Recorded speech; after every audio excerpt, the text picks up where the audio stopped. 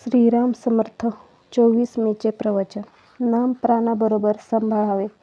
आपल्याला जिव्हा दिली आहे ती जर नामस्मरण करण्याव्यतिरिक्त वापरली तर ते चांगले होईल का? जे करण्याने देवाची प्राप्ती होते ते न करता इतर गोष्टी बोलून वेळ घालविला तर कसे चालेल? तुम्ही अभ्यास करता. अभ्यासाकरिता जी पुस्तके घेतली ती जर नुसती उशाला घेऊ लागलात तर अभ्यास होईल का? म्हणून म्हणतो, आपल्याला जिव्हा दिली आहे तिचा उपयोग नामस्मरण करण्याकरिता करा. प्रकृती चांगली सुदृढ आहे. चांगले धट्टेकट्टे पाय आहेत. ते जर देवाच्या प्राप्तीकरिता वापरले नाही तर पाय नसलेले काय वाईट? तुमच्यापुढे ब्रह्मानंद बुवांचेही प्रत्यक्ष उदाहरण असून असे का करता? त्यांनी काय केले पहा.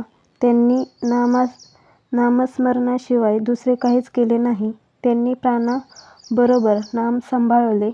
तुम्हाला तितके जरी करता आले नाही तरी जसे देहावर प्रेम करता तसे तरी नामावर ठेवा. आताच्या दिवसांत तर कलीचा एक एक दिवस देवावरचा भाव घालवायला कारण होतो. तरी ह्या वेळेस सांभाळा. अश्रद्धा उत्पन्न झाली तर आपले पापच आड येते असे समजा आणि त्यावेळेस नामस्मरण करीत जा. माझ्यावर व्यवहाराबाबत पाहिजे तर विश्वास ठेवू नका. पण नामस्मरण करायला सांगतो त्यावर विश्वास ठेवा. नाम व्यवहाराकरिता उपयोगात आणू नका. नामस्मरण नामाकरताच करीत जा.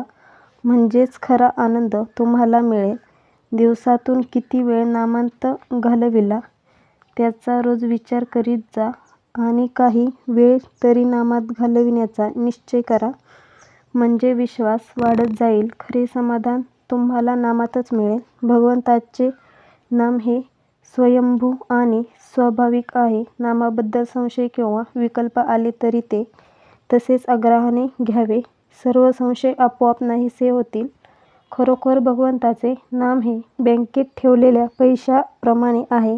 वेळप्रसंगी ते खास उपयोगी पडते. विकल्पांच्या उच्चाटनाची गुरुकिल्ली म्हणजे नाम होय.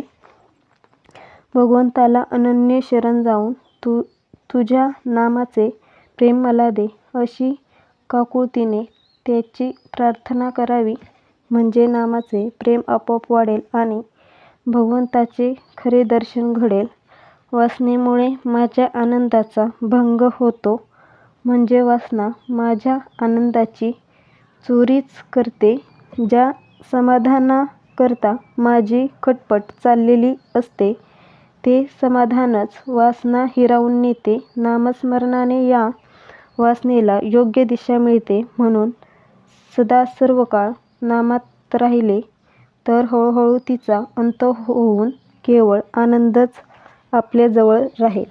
आजचा बोध. आपण आपल्या जिभेला नामाचा चाळाच लावून घ्यावा. पहिल्याने विसरेल पण सवयीने आपोआप आठवेल.